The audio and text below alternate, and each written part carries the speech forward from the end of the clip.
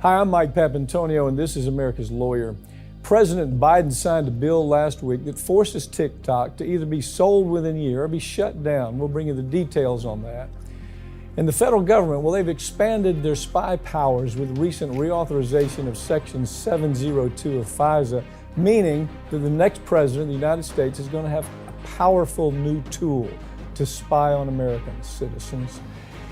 And Donald Trump, well, he's gone completely bonkers now that Republican voters are ditching him for Robert Kennedy Jr. All that and more, it's coming up. Don't go anywhere. America's Lawyer starts right now.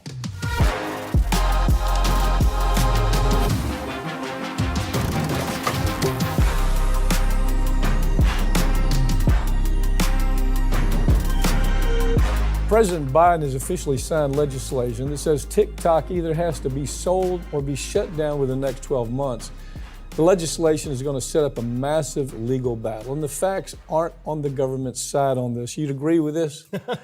I agree that the facts are definitely not on the government's side. Look, this is something, obviously, we've seen it coming in slow motion, and we have dissected this from every angle. And I think the most important one is that the talking point about, oh, China could use this to get your data.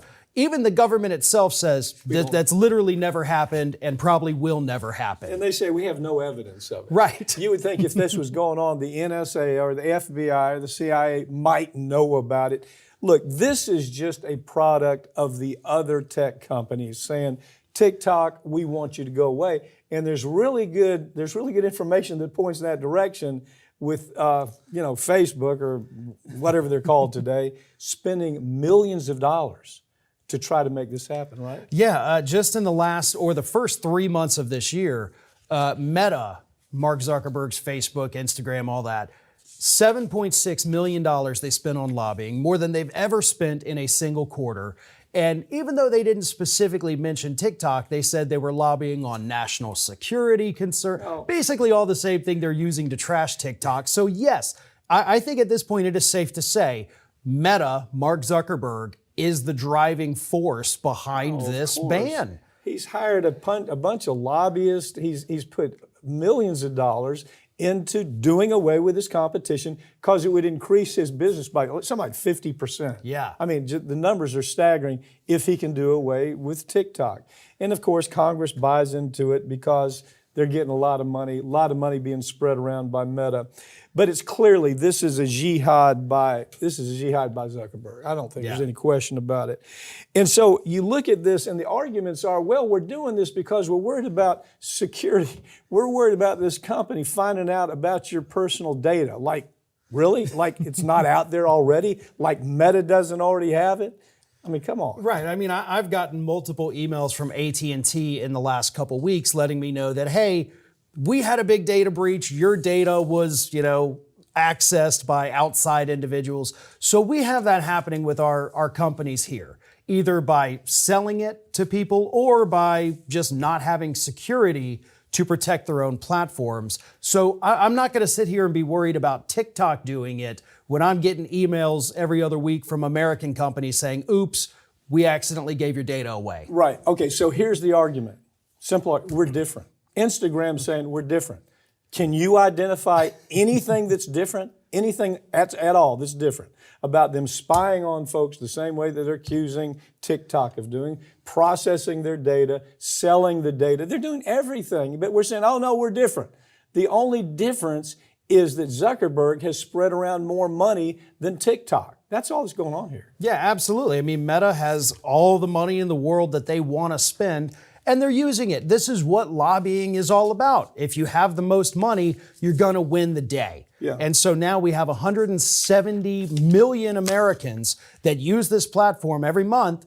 They're going to have nowhere to go. And they will be forced to go to, Meta, Facebook, Instagram if they want to continue what they're doing. But TikTok is the number one source for news for people under the age of 30 in this country. Okay, he signed the legislation. It's going to be months before anything happens. This will not stand, I promise you, will not stand scrutiny by the courts. It won't. They're going to say, well, if you're going to do this here, why not do it to Zuckerberg? Why not do it to Musk? Why not do it to everybody? If you're going to do this, Do it with equal protection. Let's look at the equal protection clause of the Constitution. And there's no way they just simply say, yeah, we're going to do this because we're worried about TikTok doing everything else that all these other companies are doing. The Department of Justice has reached a $139 million settlement with the victims of Dr. Larry Nassar. This settlement happened because the FBI repeatedly failed to take any action whatsoever on the numerous complaints that they received from the gymnast about Nassar's abuse.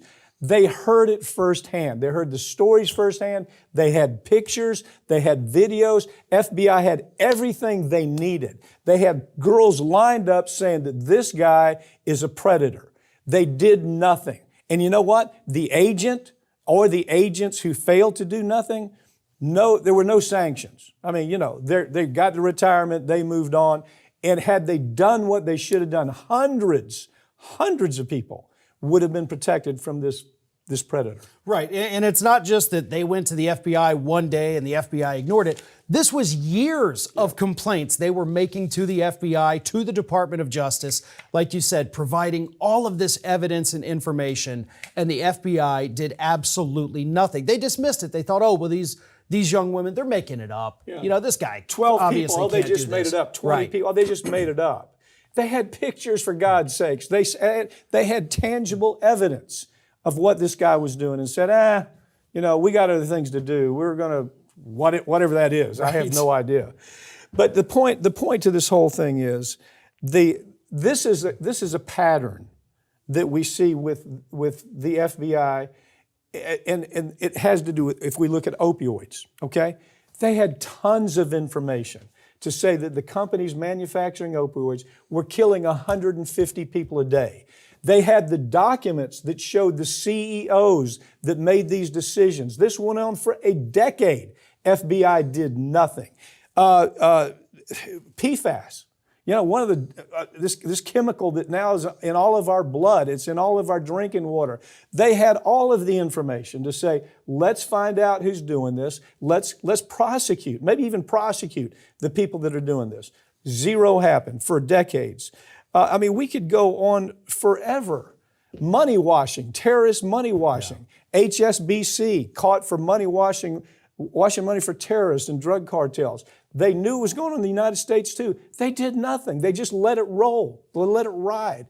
And so at one point you say, what the hell do these folks do? This is the very thing they're supposed to do. Keep predators like that off the street. Yeah, and it does make me wonder too, why did they not take action? Why were they trying to protect this guy? Why were they protecting USA Gymnastics? I feel like there's more to this. Do you have an answer? Because those are good questions. I really don't, but there has to be a reason why the FBI did not do this. And I think that's what needs an investigation. And of course, I think that's why the DOJ came out with this settlement. Like, oh, okay, we screwed the pooch here. Here's a bunch of money. Go away. We're done with this issue. Nobody's going to look into it now. We're not going to get answers to those questions.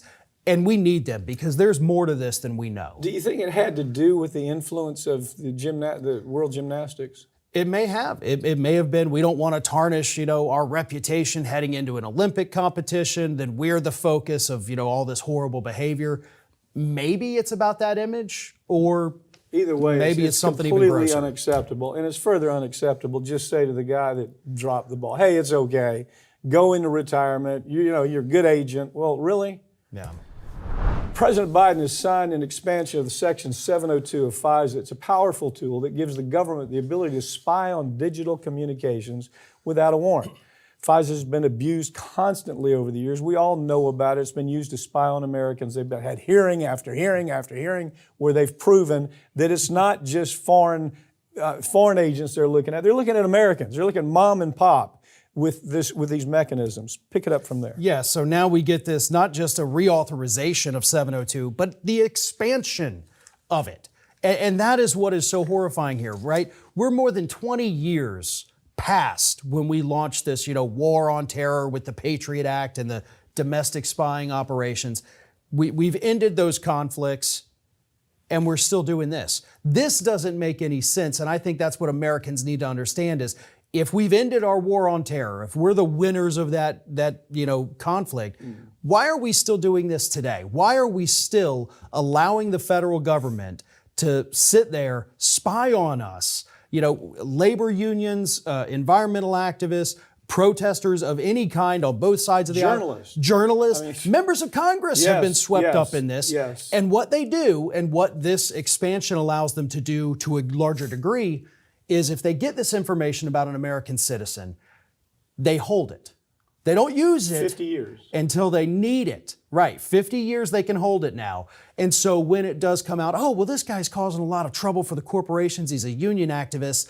Let's see if his name is in the 702 database. Right. They search for it, and then they destroy the people. It's even worse than that. Okay, that's bad enough. Yeah. But what this also does is it broadens the definition of what electronic service provider is. Okay, and if you're taking a look at what they mean by this, it's virtually anybody who has anything having to do with storing information about you or about me. I mean, it could be virtually any entity that stores information.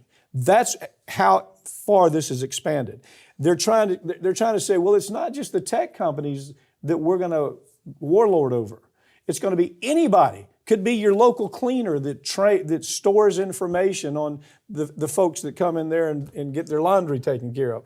It could be anybody. And that's the expansion where it's called the ECSP. It's the electronic service providers basically in the country. And this opens the door to all of them. They're all going to be somebody, hey, when the NSA calls, you better give us that information, right? Yeah, and people, if you think, well, oh, no, it's only for people that have contacts with outside foreign people that are targets, go back and look at the hearings where innocent Americans have been swept up in this every single year. It can happen to you, and it may have already happened to you. You're going to get the comments, oh, well, I'm not worried about it. I'm not doing anything wrong. That is so childlike thinking. I mean, think of how childlike thinking that is. I'm not doing anything wrong, therefore, what am I worried about, right? Yeah. That is somebody who hasn't taken a civics class, hasn't taken a history class, and has really low information about what the government is capable of doing. Yep. A new poll has found that Bobby Kennedy Jr. is taking a significant chunk of support away from Donald Trump. And Trump now has had a mental breakdown about the attacks from Bobby. First of all, you're seeing it every day. One day he's taken away from Trump, the next day he's taken away from Biden. And I heard the characterization, Bobby may be the last Democrat walking around right now. I mean, I've really literally heard that. And what they're saying is that, look, he's pushed back, he's trying to push back on the weapons industry. He's trying to push back on the drug pharmaceutical industry. He's trying to do something about the disaster that we're having with with the environment. He's trying to do some things that used to be Democratic issues that we cared about, and that Democrats did something about. I say we. I'm not a Democrat, and I'm not a Republican. Make very clear that. But it sounded like those are issues that people would have some appeal to on the Democratic side, but Trump's saying, hey, he's killing me. Yeah, and this is very funny because to me, Trump right now has not a Bobby Kennedy problem. He's got a Hillary Clinton problem. Because think back to 2016, right? You had Hillary Clinton's people saying, hey, this Trump guy, he's got no shot. Let's hype him up and let's make him the guy. And then we'll easily beat him. And Trump's people, all his friends in conservative media, they've had Bobby on for months. It's basically the only networks that have had him on. MSNBC, CNN, they're not going anywhere near him. No. So you're making this case, you're bringing this guy on as a friend to talk to conservatives. So of course conservatives are going to look at it and be like, oh, this guy's not so bad. I like what he's saying. Sure, I think he's actually better than Trump now. If the numbers show that he's hurting Trump, he will appear on MSNBC. He will appear on CNN. He will be every snowflake's favorite now. Who, by God, he's a nutcase, a vaxxer, and all this type of. All of a sudden, he'll become that Democratic hero. I don't think it's there yet. I think basically at the end of the day, he's going to take votes away from Biden. I really do believe that. Here is where Bobby has a strength if he continues to make the inroads with the conservatives. And look, I'm not endorsing anybody here. I'm just taking off partisan blinders and just giving an analysis.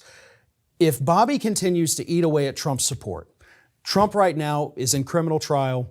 Polls are already showing if he gets a conviction on any part of this, he's in deep trouble with the voters. So if they're already moving to Bobby, that's Bobby's play. Sit there, wait for Donald Trump to do himself in, and then conservatives are going to say, well, I'm definitely not going to vote for Biden, but my guy is so bad. Wait a minute. There's this guy here. And I think that is strategically a very smart move for Bobby. I think Bobby has planned that from the beginning, to know the truth. I think he's always thought this is the way it could happen. And so anyway, that's where we find ourselves. The troubling thing to me is, I don't know if you caught the family going to the White House and embracing Biden. You know what that's all about. It's Ethel Kennedy wants access. The Kennedys want access, the brothers and sisters. They want to be able to go to the White House and be in touch with that celebrity, that White House celebrity feeling. They want to go to the dinners. They want to go to the special events. To me, it's nauseating. It's absolutely nauseating that you would do that to your family. But, that's how people are, right? Farron, thanks for joining me. That's all for this week. But these segments are going to be posted right here on this channel in the coming weeks. So make sure you're subscribed. I'm Mike Papantonio, and this has been America's Lawyer, where we tell you the stories that corporate media won't tell you because their advertisers won't let them, or their political connections just don't allow for it. We'll see you next time.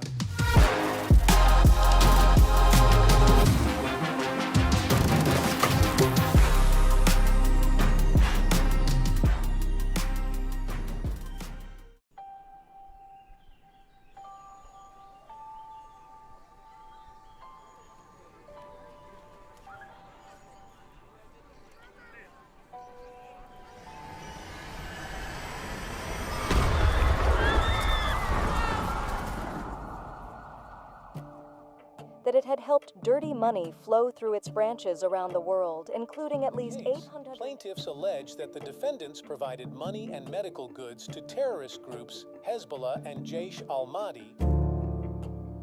This is a well-organized business for these individuals that carry out these attacks. Terrorism is a business, and they run it like a business. They knew about what was going on for a decade.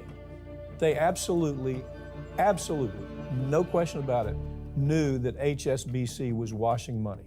They had every reason to understand it was for terrorism and it was for drug cartels. Took no action whatsoever. These banks are involved. Their accounts are connected, and they're using them to mask the transactions. The more complicated they can make the transactions, the more distance they can put between the bad guys and the seemingly legitimate purpose of these funds. They pay $1.9 billion, which is a drop in the bucket compared to what they've made, and nobody goes to prison. These CEOs, these bankers that made this decision, they're safe at home. They know what they've done. It's resulted in the death of Americans, contractors and soldiers, not just hundreds, but thousands. And we look the other way because they don't look like criminals. The die is cast. The people that are responsible are on Wall Street. And they don't look like criminals. It's almost a suspension of disbelief. Sometimes I'll have people call me and say, is this real? Do they really get away with this? Yeah, they do.